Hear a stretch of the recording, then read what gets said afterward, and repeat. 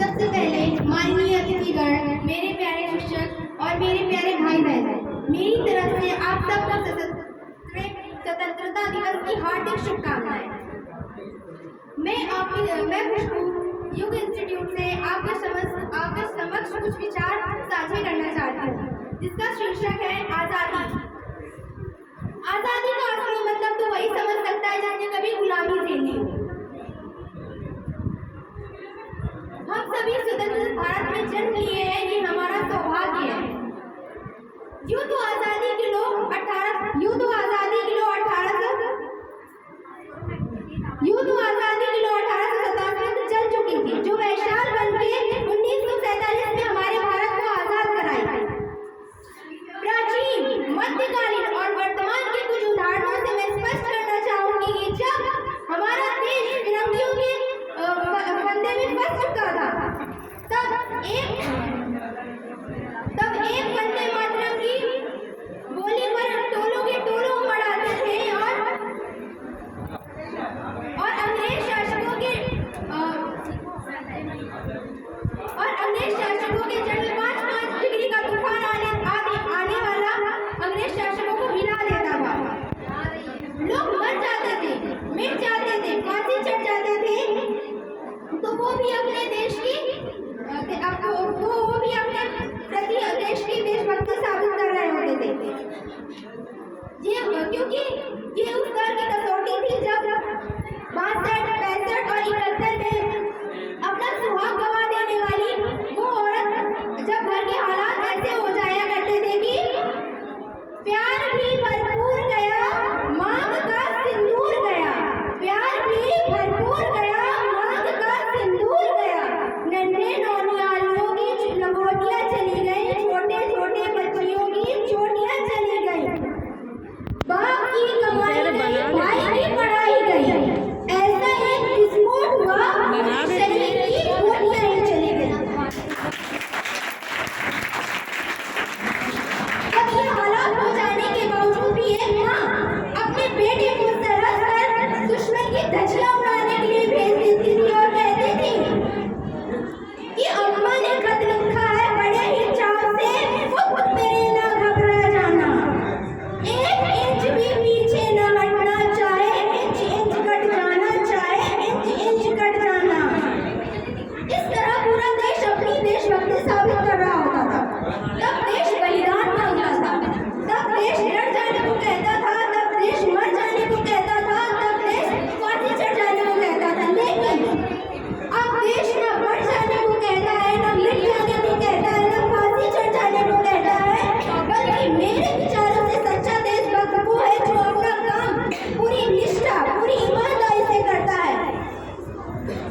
मैं नहीं मानती कि फेसबुक, इंस्टाग्राम, ट्विटर की बीबी को 3 रंग से रंग देना ये देशभक्ति है।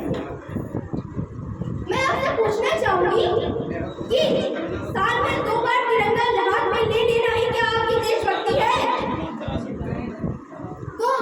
तो मैं कहना चाहूंगी कि वो छोटा सा बच्चा जो अपने हाथ में ट्रैफिक की छांव में नंगे पांव में तिरंगा बेच रहा होता है, तो वो भी अपनी देशभक्ति साबित कर रहा होता है। नहीं, वो अपनी देशभक्ति नहीं, अपनी पेट की शक्ति साबित कर रहा होता है।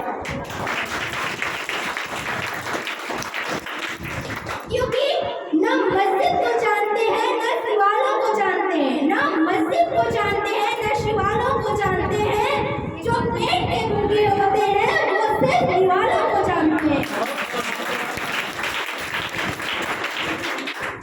अपने परिवार, अपने समाज के लिए समर्पण का भाव है देशभक्ति, और हर देशद्रोही के जीवन में आने वाला तूफान है देशभक्ति, ताकि हर देशद्रोही ये समझ सके कि अगर तू परिंदा है तो ये आसमान तेरा है, अगर तू परिंदा है तो ये आसमान तेरा है, अगर तू दरिंदा है तो ये शमशान तेरा है।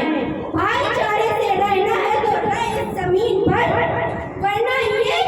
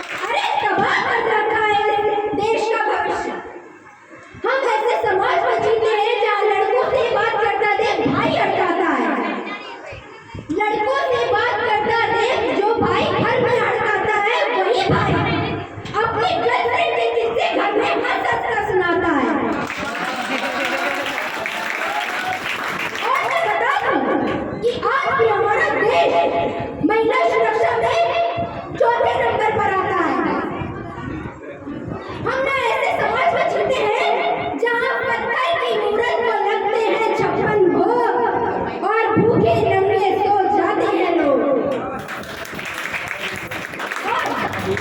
मजदूर को मजदूर समझिए, मजबूर नहीं। गरीब को काम दीजिए, दान नहीं। अगर दान देना ही है तो जीते जी रक्तदान दीजिए और मरने के बाद अंगदान दीजिए, किसी मरते हुए को जीवन दान दीजिए। यही सच्ची देशभक्ति और सच्चा देश प्रेम है। और मैं कुछ कहना चाहूंगी कि न सरकार मेरी है न रब मेरा है, न सरकार मेरी है न रब मेरा है, और न ही ये बड़ा सा नाम मेरा है। बस इतनी सी बात का गुरूर है मुझे कि मैं भारत की हूँ और भारत देश मेरा है।